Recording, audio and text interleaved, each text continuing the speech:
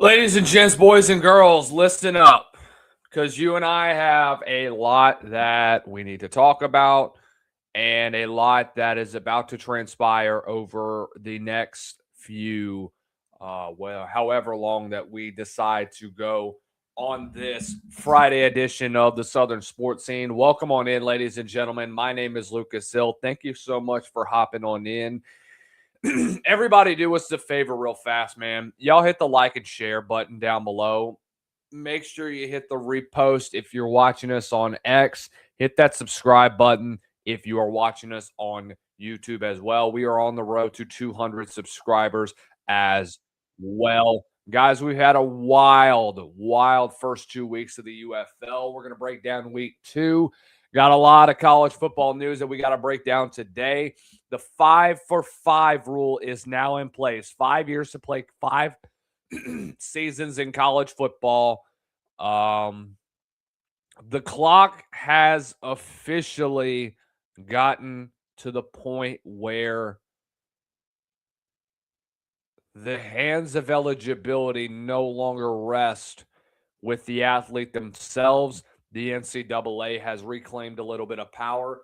Is it aggravating? Yes, but we'll break this all down. I'll give you my thoughts on all of this. Every live show brought to you by our good friends over at FrostBuddy. Going over to frostbuddy.com, use our promo code SSS15 to get 15% off of your first purchase. Also, thank you to our friends over at Chike Nutrition with 20 grams of protein, 1 gram of sugar, 1 gram of fat. You can get the best start to your day every day when you use our friends over at Chike Nutrition.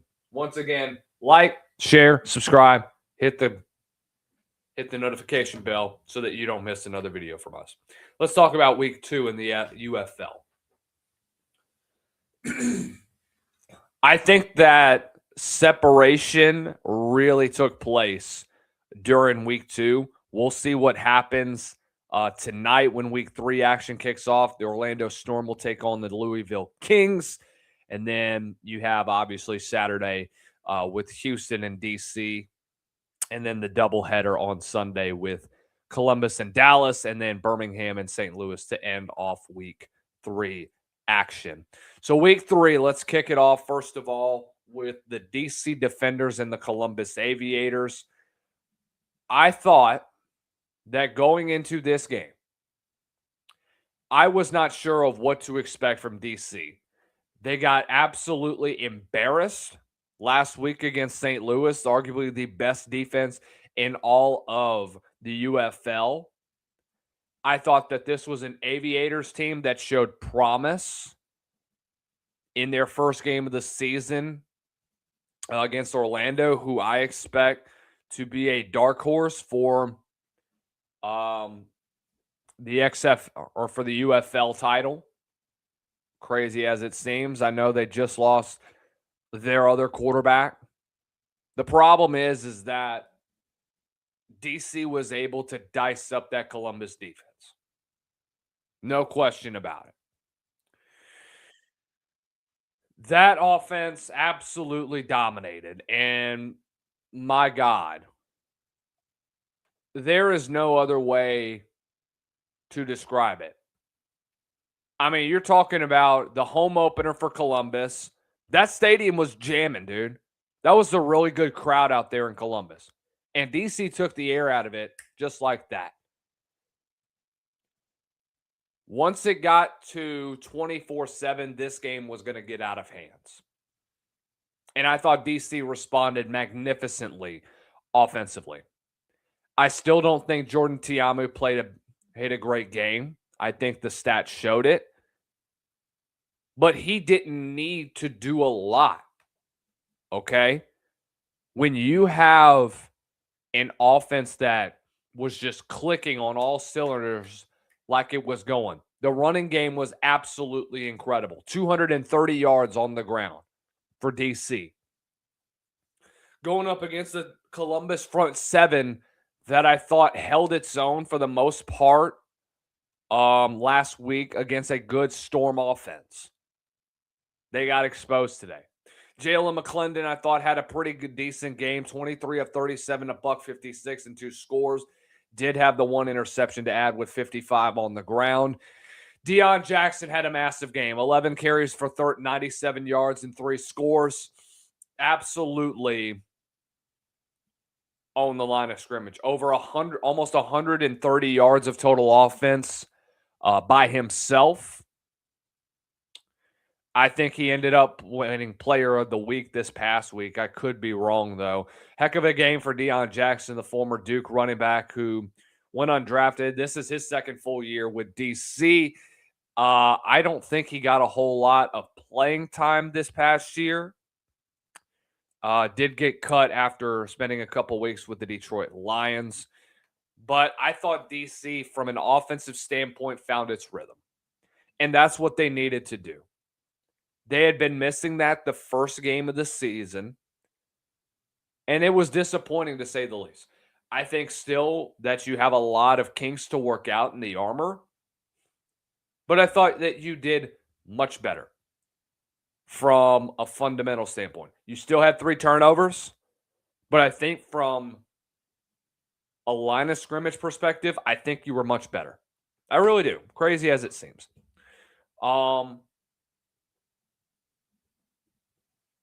Again,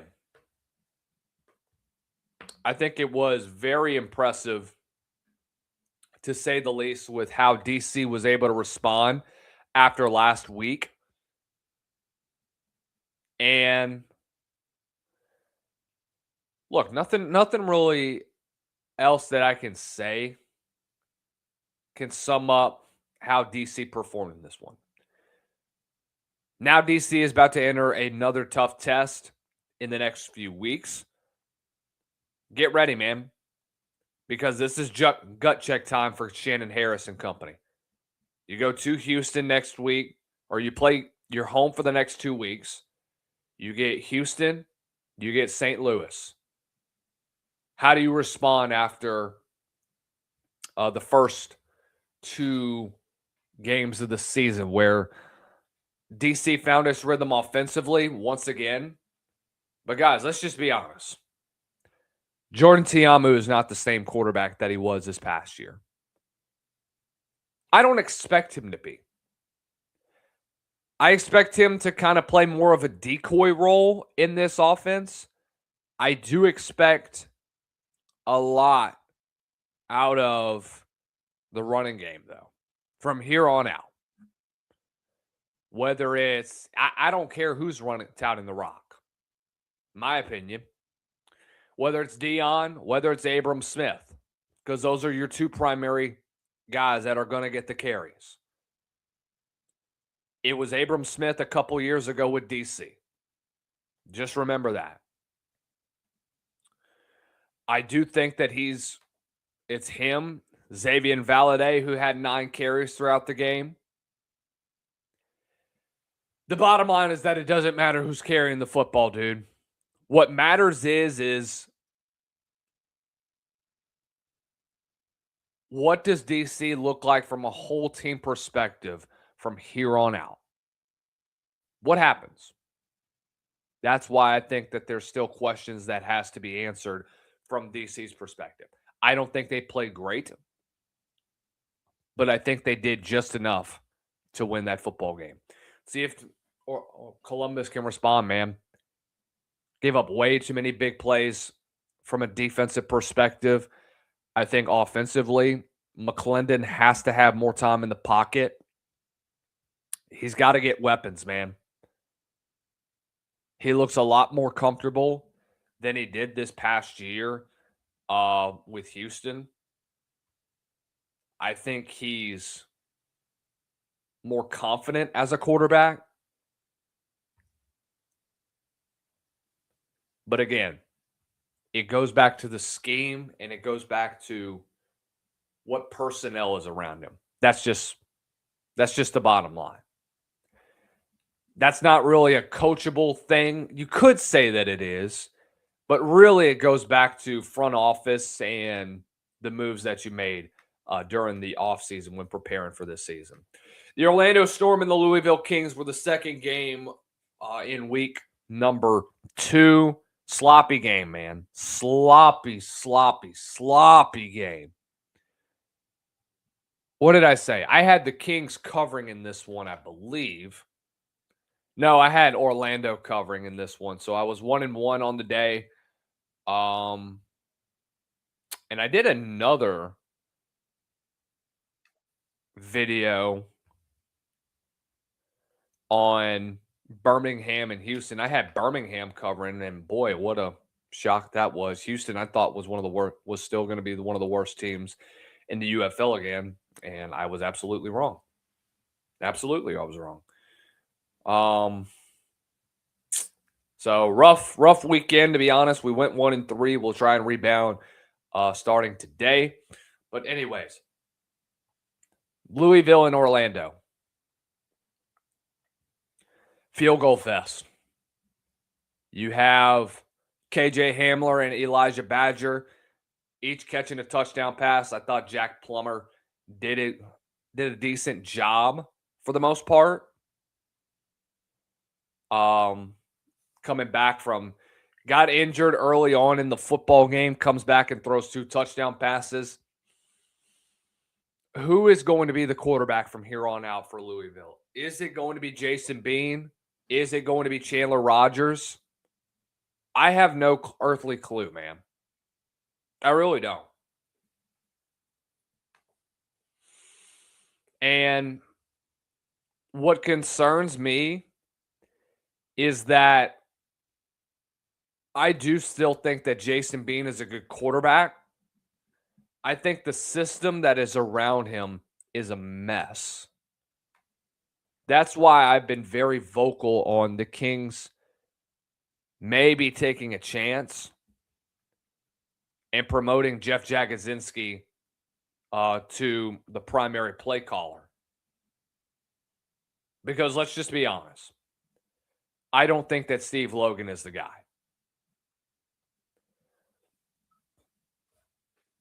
I get that he's done this before.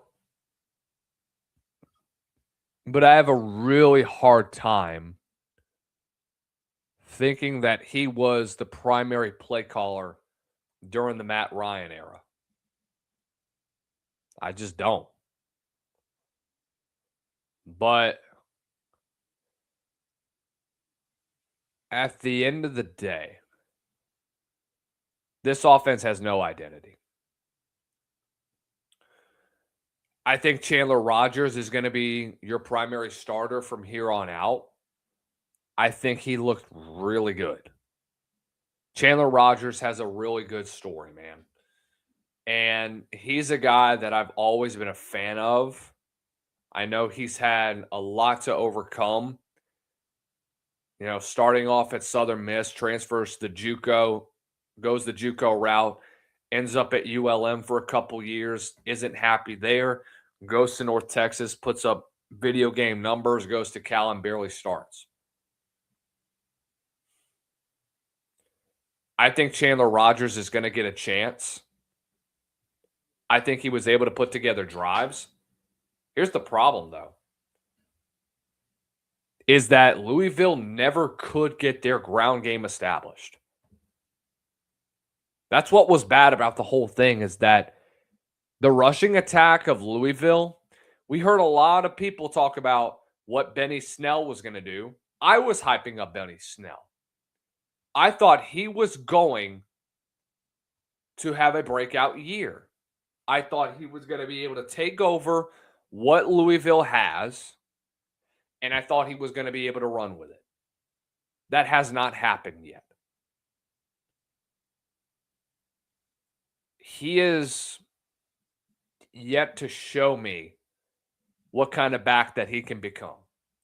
I think he's a powerful back. I think he's shifty, but you haven't seen it on tape yet. He just doesn't look good. He doesn't. And again, is it part of the fact that Steve Logan wants to chuck the freaking ball around? Yep. That's been his mantra ever since he's been at BC. They're going to throw the freaking ball. for better or worse, that's what this offense is about. For the Storm, again, I thought Jack Plummer was consistent at times, but I do think that there were, especially in that first half, I thought he was going to get taken out for DTR. But then I thought that the Kings front four got after Jack for a good bit. I thought their pass rush was excellent. Absolutely impressive. But again, when you can get there, but if he's able to release the football just with enough time, Jack Plummer's going to make you pay. He has the arm talent. That's what DTR doesn't have. He doesn't have as good of an arm as Jack. DTR is not a throw first type of quarterback. He's a guy that's going to want to get out, step up in the pocket, and run. That's what he has always been. That's just his type of style, man. He's going to tuck it and run. That's always been what he's liked to do, dating back to when he was at UCLA. So I don't think that you have a quarterback issue for the Storm-wise. I'd say the same. I'd say different for Louisville. I don't think it's a quarterback issue. I think it's a coordinator issue. I've been vocal about that since they fired their assistant O-line coach 2 weeks ago. This team is a mess, and it's going to continue to show until things change, whether it be in the middle of the season or whether it be in the offseason. But big win for Orlando. 2-0 is 2-0 at the end of the day for the Storm. Let's go on over to Houston and Birmingham. Upset of the weekend. Can Birmingham get out of their own way? This is dating back to what happened last year for them. This has been an issue for ever since the start of last year. They can never, ever finish drives, and they never get out of their own way. They start slow, and it comes back to bite them in the ass.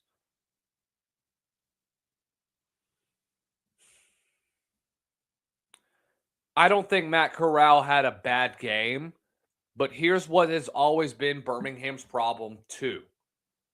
This is not a Tyler Siskey problem. This is not an A.J. McCarron problem. This has been something that they have consistently struggled with every freaking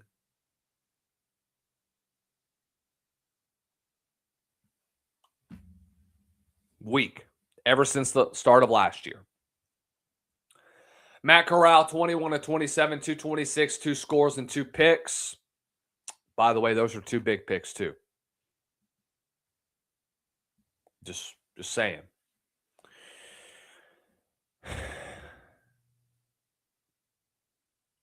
Ended up in 10 points. And both of those drives that they got picks off took off a combined 14 minutes off the clock. They wore down that Birmingham front four. They got no pressure on Nolan Henderson or Hunter Deckers. None whatsoever. Oh, by the way, Houston's in a predicament now because both of their quarterbacks are hurt, per James Larson. So, where does that team end up? Where does Birmingham go from here? You got to get a running back. You got to find a back, man. Soup Connor has a big game last week. He gets shut down. Houston's secondary got torched. They get 2 picks this time around. That front four of Birmingham got run right through. Gave up 173 yards of offense. 26 for 82 for Jalen White. 10 for 54 from Marcus Yarns. I think that Matt Corral did a really good job of spreading the football around. That's what he's been doing ever since he's been familiar with this Birmingham offense with Justin Ross, Jaden Mickens, Deion Kane. I would have liked to see Dawood Davis and Laviska Shellnut get a little bit more touches. In my opinion, John Ross needs to be returning kicks. He doesn't need to be a part of the offense. A lot more, by the way. But again, when you can't get out of your own way from an offensive perspective, and when you shoot yourself in the foot consistently, this is what happens. This is what's going to happen, and this is what will always happen. As long as this continues, things aren't going to change when it comes to this team, when it comes to Birmingham. That is who they have been. And I don't think that is unreasonable to say that that's crazy.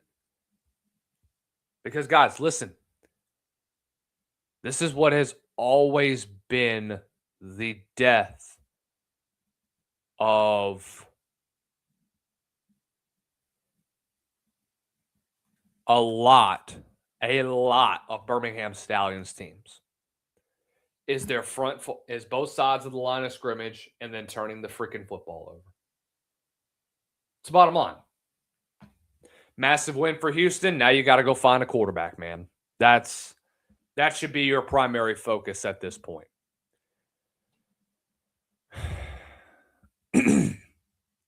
Once again, Birmingham got no damn pressure. Houston owned the line of scrimmage. They showed it in time of possession. They showed it in total yards. And they showed it on third down. 7 of 15 on third down. Birmingham couldn't get off the field to save their life, man. So, back to the drawing board for A.J. McCarron and company. Man, dude. Birmingham just does not look good. But that's what happens whenever you transition from dominating a conference for 3 straight years to where you are in a UFL. Last game of week 2, St. Louis and Dallas. Is Dallas for real, man? I believe that is the case. He didn't put up video game type numbers this time around, but still 4 scores, pretty impressive. Austin Reed is the guy that you need to have starting for you the rest of the way. Brandon Silvers, I don't think you're going to bench him. I don't think you should bench him. Hakeem Butler, I wasn't sure what I was going to expect in his return. Doesn't have that bad of a game. 4 catches for 56 off of 9 targets. Actually, a better game than I thought. Ja'Cour Pearson, I thought, would have a little bit more touches in this football game, just knowing how quick he is in the slot. But I think overall, this was a pretty solid game plan from the Battlehawks. Dallas just came out swinging. Tyler Vaughn's with a massive game, 11 for a $146 and 3 scores. Day Hunter with 10 for 67. Day returns, man. It was good to see Day back, man. It was so good to see Day back in the lineup. Sean Wade and Quinterio Cole ends up with an interception each. I thought that from a defensive perspective, thought they were really dominant throughout the game. Secondary was elite. And I think that Dallas is for real, man. Dallas should be the front runners right now in the UFL race. I think they will be the front runners in the UFL race. And I expect them, and I think that I'll have them number 1 in my power rankings as well, which I will be producing in just a few minutes. But I think that there's a lot to take away from this game, and I think that what happened with St. Louis is when they get down early, it's hard for them to revitalize. I think defensively, Dallas dominated. I knew that St. Louis was going to come into a test in a very, very testy atmosphere, going up against an offense that dominated against what I thought was a bad Houston Gamblers defense. Man, was I wrong. Man, was I wrong.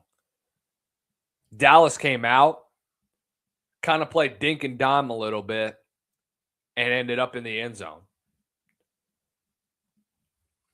Great, great, great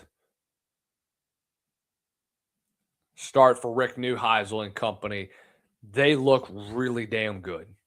Really, really damn good throughout the start of the season. I think from a coaching perspective, I think they've done really, really well. Noel Mazzoni is a freaking legend, an absolute data-driven guy. I think he's putting a guy like Austin Reed into a great position to succeed at this level. And I think he's going to translate that and continue to translate that onto the field. Looks really good, man. Absolutely incredible. So, for St. Louis, man, you have 8 sacks this past week against what I thought was the best offense coming into the season. And they had 0. 0 the entire game. That's a credit to that Dallas front 5. I thought that they dominated. Really impressive display from arguably one of the best, the absolute best offensive line so far in the United Football League. Let's take a break real fast, guys. We'll give you my power rankings. We'll talk a little bit about some college football, and then we'll get up out of here. You're tuned in to the Southern Sports Scene. Episode 30, by the way. Congratulations to us. 30 episodes in. Let's keep it up. Guys, I want to tell you about our friends over at Frost Buddy. It is drinkware engineered to keep your beverages exactly how you want them. Whether you're heading out for an adventure or just powering through your day, Frost Buddy's flagship product, the Universal Buddy, replaces the need for multiple can coolers by fitting virtually every 12-ounce and 16-ounce can bottle you drink. Sodas and seltzers to coffee and sparkling water, all in a single versatile design. Constructed with high-quality double-walled stainless steel and thoughtful features like a flexible silicone lid and a tapered shape that fits most cup holders, Frost Buddy keeps drinks cold for 12 hours and hot for up to 6 hours. So you get consistent temperature control, whether it's an iced drink on a hot afternoon or a hot coffee on the drive to work. Built to last, field tested for durability, and backed by a 30-day return policy, Frost Buddy makes everyday moments, from tailgates and beach days to backyard cookouts and commutes, more enjoyable.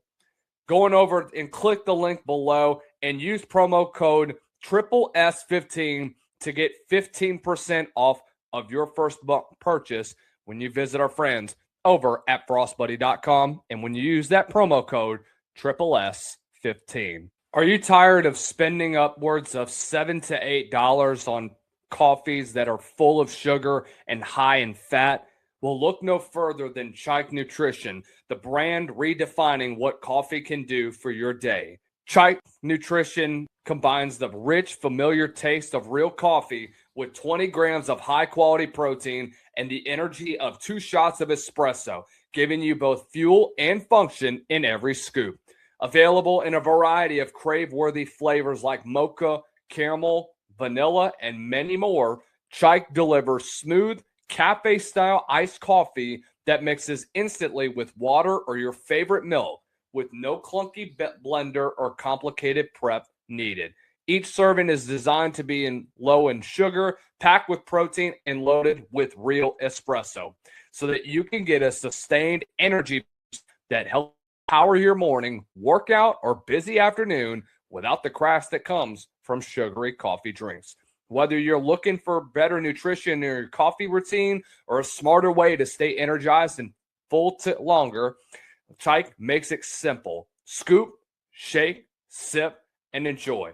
If you want to take advantage of the new year and get in the best shape of your life, click the link below and get yourself 10% off of your first order over at ChikeNutrition.com. Let's go over our power rankings going into week 3 of the UFL season. Let's start off number 1, the Dallas Renegades. Offense is arguably one of the best in all of the league. They are the most complete team right now, right? 2-0 and number 1 overall. Number 2 is the Storm. Rough game this past weekend, but a win is a win against a scrappy Columbus team that is still looking for a quarterback at this point in time. Number 3, the St. Louis Battlehawks. I thought that they looked pretty good the first week of the season. Defense has to tune up. They've got to get more consistent pressure over the course of the season if they want to finally get over the plateau and be in the UFL championship game. Number 4, DC. Rough first week. Much better from an offensive perspective. Still a lot that they have to work on defense. Number 5, Houston. Massive win this past weekend against Birmingham. But who is their quarterback from here on out? That's the question that they're going to have to answer over the next few weeks. Birmingham sitting at number 6.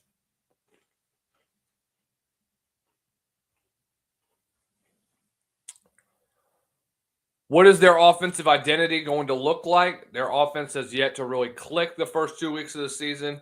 You got a lot that you need to work on from here on out. 7 is Columbus.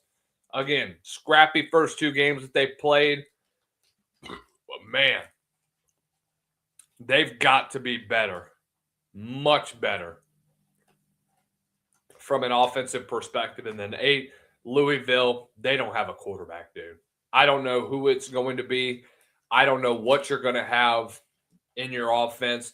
I think you are a mess from the first 2 weeks of the season. But still a lot that you got to work on, man. There's nothing else that should be on your mind than improving from an offensive perspective. All right. We'll preview week 3 in, well, I'll be back next week to give you my week 3 reactions. Right now, let's get into some college football. How does Texas Tech stay on top of the college football landscape? I have no idea.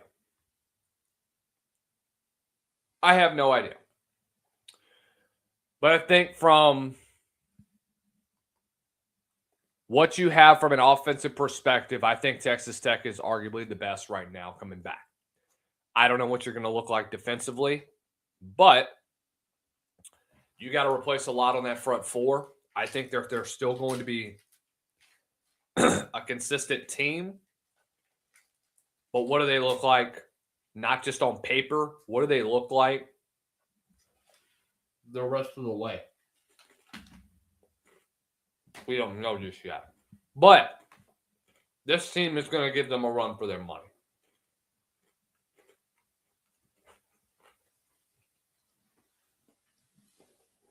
And really, in my opinion, it's down to 2 teams that I think gives Texas Tech a run for their money. Number 1, it is Oklahoma State. Number 2, it's Houston. No shot at Utah. I don't know what you're going to look like with no Devin Dampier. Or no, Devin Dampier is back.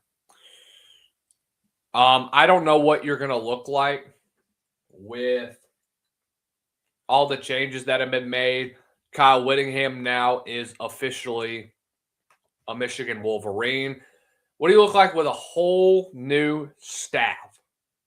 Well, not really a whole new staff, because Morgan Scalley's been the guy to look out for at the head coaching position forever, man. That's just the bottom line. But Scalley begins his first full year as a as the head coach right now. Brought in Kevin McGibbon, who was the OC this past year at Utah State, also a former OC at Oregon State, San Jose State, and a former OC, a lot of different places. He's been a California guy, Utah guy, all of his years, and then getting Colton Swan, who's been a longtime linebackers coach under Coach Scalley for the longest time. Look, I think with the improvements that have been made in the offseason for Oklahoma State, I legitimately think that they're going to make a run for a CFP. And that sounds crazy. That sounds insane to me. But I have been saying this ever since Eric Morris was hired as the head coach at Arkansas. And I've been very vocal, or not at Arkansas, but at Oklahoma State. I've been very vocal about how confident I am about where Oklahoma State is going to go from here on out. I think offensively, they'll be leaps and bounds better. Defensively, if you can stay top 50, I think you have a shot. Because let's be real. Texas Tech didn't have an elite offense. I think they're going to get that this year. I think defense might take just a little bit of a step back. But as long as Shell Wood stays in the building at Tech, they're going to stay a college football playoff contender and the front runner for the Big 12.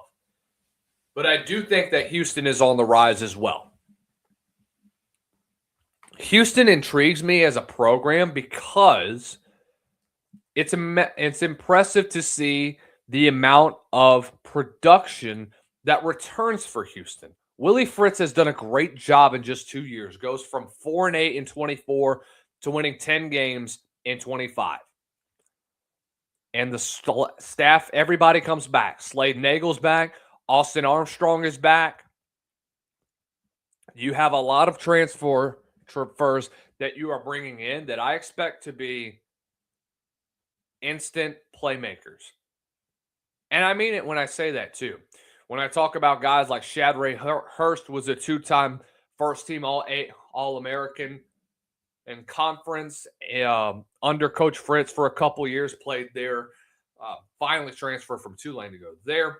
Trent Walker, who has elite speed, is going to be a deep play guy, a guy that could end up being a sleeper in at the wide receivers position this past year. 68 catches this last year for 823. I expect him to be one of the primary guys. And Mekhi Hughes, a guy that's trying to get back into his form a couple years ago at Tulane. Spent a year at Oregon. Disappointing to say the least. But I don't think that Mekhi Hughes was ever happy at Oregon. I think he got way in over his head when he transferred there. I'm just being honest with you. I think that he's a really good running back. I don't think that he was ever going to be a running back that was going to translate at Oregon. It just didn't make sense to me. That's just my opinion. But I think him coming back, rejoining Willie Fritz in Houston, this is going to make all the sense in the world to me. I think there's a lot of high potential for him to be a first-round draft pick. We'll see what happens. I think he has a very high ceiling, crazy as it sounds. He's familiar with Fritz's system, and he's familiar with what Houston wants to do. He's going to be balanced. He's going to be with a guy like Connor Wigman, who has a lot of tendencies like Michael Pratt brought whenever he was at Tulane. Guys, this team is going to challenge Texas Tech for a Big 12 championship when it is all said and done. I firmly believe that about Houston, and if you disagree with me, you can get out the room. Thank you guys for tuning on in to the Southern Sports Scene once again, ladies and gentlemen. Make sure to hit that like, share, and subscribe button down below. Turn on the bell notifications. Thank you guys for watching. We'll see you guys soon. Peace.